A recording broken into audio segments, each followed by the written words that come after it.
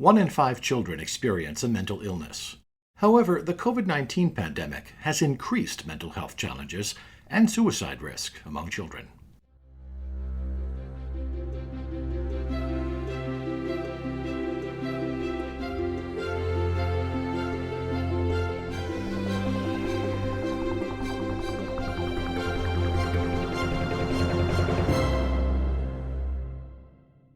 Welcome to Advancing Health, a podcast from the American Hospital Association. I'm Tom Hetterly with AHA Communications. In this Members in Action podcast featuring maternal and child health efforts, Aisha Syeda, Program Manager at the AHA, is joined by Chanda Chacòn, President and Chief Executive Officer at Children's Hospital and Medical Center, to discuss the hospital's investment in establishing a pediatric mental health urgent care center. Thank you, Tom, and thank you, Chanda, for speaking with me today. To start us off, can you give us some background about the community your hospital serves, and what have you learned from your community health needs assessments about the mental health needs of children? Absolutely. Thank you, Aisha. So I'm Chanda Chacòn at Children's Hospital and Medical Center here in Omaha, and we serve the region of around 5 states. Our primary service area is around 500,000 children that we serve. We see total patient visits of almost 600,000. We just opened the new Hubbard Center for Children, which added 100 beds to our capacity. So we are about a 240-bed children's hospital in Omaha and have just really the privilege of having a primary care network in the state of 14 practices. We have a research institute, a transport team.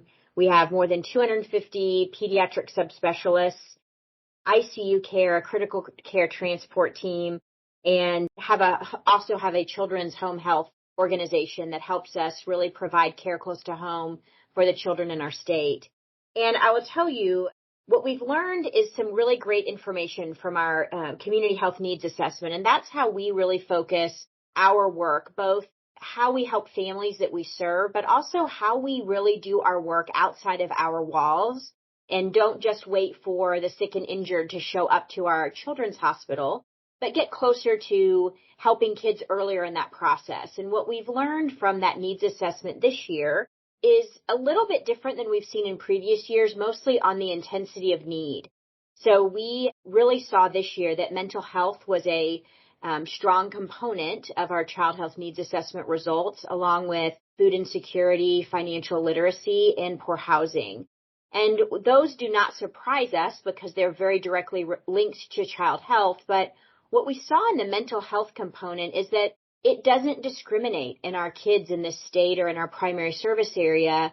It really is impacting all of the children that we see. And lots of the data that we saw prior to COVID said that, 1 in 5 children have experienced a mental health condition. And today what we're seeing in our own data here in children's is that it could be as high as 1 in 4. And our Children's Hospital Association data that we've been looking at really shows we've seen a 24% increase in age ranges of children presenting at the emergency department with mental health conditions in kids that are 5 to 11. And for teens that are 12 to 17, there's almost a 31% increase across the United States.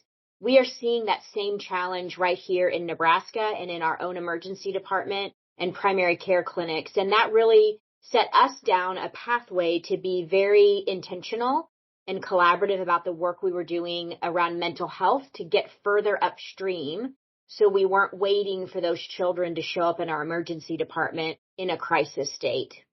Yeah, thank you for sharing that data. And given that desire to support the needs of the children in your community, Children's Hospital and Medical Center invested in developing a pediatric mental health urgent care center, which is amazing. Can you describe the process of getting this up and running? What was needed to get this work started? Absolutely. From my perspective in children's health, we have an obligation to be partners with not only adult healthcare systems, but community health providers, pediatricians, and family practitioners across our region to really do the best thing for kids. And the mental health challenge is really no different. When I arrived to Children's Hospital and Medical Center about 1.5 years ago, we started the discussion about how do we get further upstream with the mental health crisis we're seeing in our children and adolescents. And that started out by building partnerships and understanding where our gaps were in our current system here in our own backyard. And we started really as far upstream as we could, and we started working with schools and the school superintendents in the schools in our region, asking what their needs were, what are their concerns, what infrastructure do they have, and working through established partnerships that we have with school nurses, with mental health providers in schools to say, what are your challenges and how do we work with you to do the great work that you already do and accelerate that. We also then took the step of linking with our community health partners that are already doing amazing work in the community around supporting our kids from a mental health perspective and work also closely with schools. It was kind of the next level up of acuity from school to our community health providers. And we're still working through that process of understanding and really knowing how we can work together to help accelerate the great work that they're already doing. The next step of that process was for us looking at our primary care practices, both our own, which we all have, all of our practices have a mental health provider embedded in our primary care sites. We have 14 across the area, but also talking with our adult health systems that have pediatricians in the community or family practitioners in the community to say, how can we work together to start creating this as sort of a standard of care that we embed those mental health providers in the setting where families are going to come for well visits or going to come for immunizations. And that was an important discussion that we will continually have as we live and work here in Nebraska in a more rural community to really understand how we can provide the best infrastructure to get mental health close to kids in the primary care setting. What we learned then, Aisha, is at that point, there was a gap between kids seeing a mental health provider in their primary care practice till when they had a crisis and landed in one of our emergency departments, whether it's here at Children's or in one of our adult providers in the community, in a crisis. And, emergency departments are not always the best place for those children and family to be. They're stressful, they're busy, and we didn't always have the best infrastructure to provide great care. And then we also then at that next stage have an inpatient psychiatric unit. And a lot of times we would be housing children at Children's waiting for an inpatient psychiatric bed. And that's not great for families. That's not great for kids. And so as we started getting further in that pathway in the inpatient psychiatric unit, we started working really directly with our adult providers in the community that already had that infrastructure. And we sort of worked backward and said, what could we do at Children's to help close that gap between a primary care practice with a mental health provider and an inpatient psychiatric unit? How could we help sort of close that gap? And that's where talking with some of our children's hospital peers across the United States, where a mental health urgent care model really came to be for us as an organization and in partnership with our adult healthcare partners in the community to say, we could help stabilize kids who might be able to go see their primary care provider tomorrow, where a mental health provider is, or we will be able to make those decisions that, this child needs to go to the inpatient psych unit or to that emergency department that's connected there to really help get care in the right place at the right time for children and families. And we did that work in partnership, that entire continuum of really investigating from the point of kids being identified in a school-based situation that they might be struggling all the way through the inpatient psychiatric unit stay. It was important for us to truly understand the problem before we went down the pathway of adding in a solution that we truly believe will be helpful of a mental health urgent care model for kids and teens in our region. That's wonderful. Thank you for laying that out. Can you share what's the goal of the Urgent Care Center? Well, what services are you planning on offering the center? Absolutely. It's really, we're looking at it now of a safe place where families and children can come to help with that urgent need that might not be appropriate or in the right time of day to go to their primary care provider, but really help families know that we can stabilize their child and help determine the next best pathway for their care. We're also looking at those centers to be sort of a destination place for some of our other programs we have. We have a very developed eating disorder program where we also know that oftentimes mental health challenges that kids and families are facing involve some of our other social determinants of health that we identified in our needs assessment around food insecurity, poor housing, and financial literacy. And so we're working through now that process of, is it possible for us to have those community partners who do that work the best embedded in our urgent care model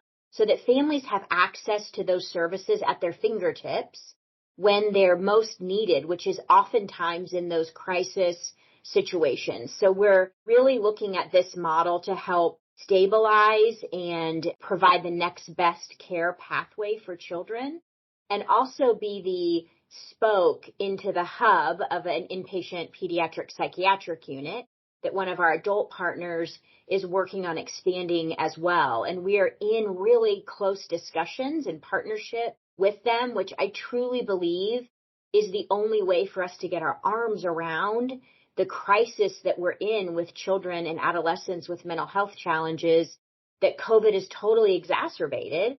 And really, this is not something we should be competing on in healthcare across entities. We should be working together to say, how do we do the best thing for children? And which part do each of us need to play to really create that really strong continuum of care for mental health?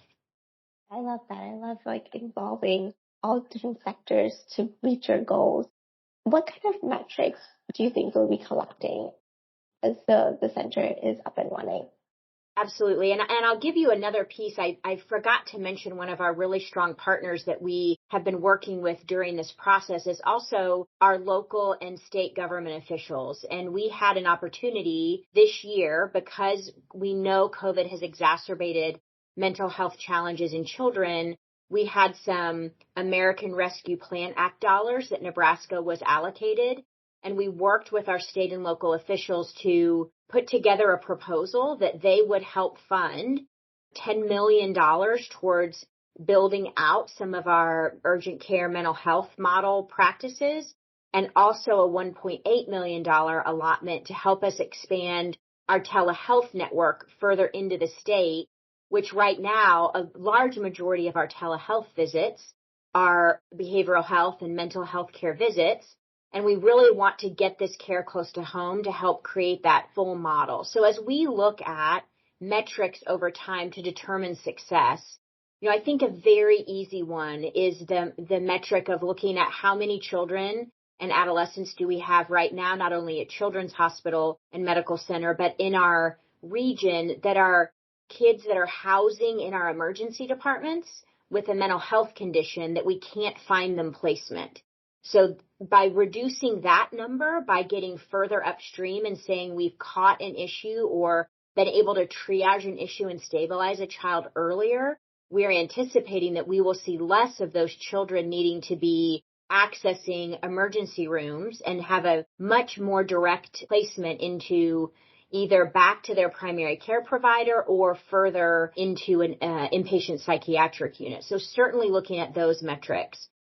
Also, I think what is important about tracking of these metrics is really early identification. And so that we see models where we are getting further upstream and helping our school partners be able to understand resources they have in the community to help children. And so that we're pushing the level of acuity lower because we're getting ahead of it and we're identifying it sooner. And so while the urgent care mental health model is a part of our bigger process, that we will certainly be looking at metrics of, how we're providing care in that model and are we getting kids to the right place. I think the bigger metrics will be how the overall system that we've identified for mental health is working, and are we able to get children into a right care, right place, right time situation that everyone does better when that happens. And so I'm really looking forward to being able to get our arms around this as a challenge and as a community and as a healthcare community, being able to say we're actually making an impact and a difference, knowing that for many kids, and we've talked to several of our pediatricians who say that if we can get our arms around treatment and identification of a mental health issue in a child before they're 14, we have a lot better long-term outcomes for those kids. And so that for me really is something that we need to be accountable for the children and families in our community. You mentioned partnering with multiple sectors, like schools and local legislation and adult behavioral health centers to get this center established. What have been some of the lessons learned or challenges or even pleasant surprises during this process?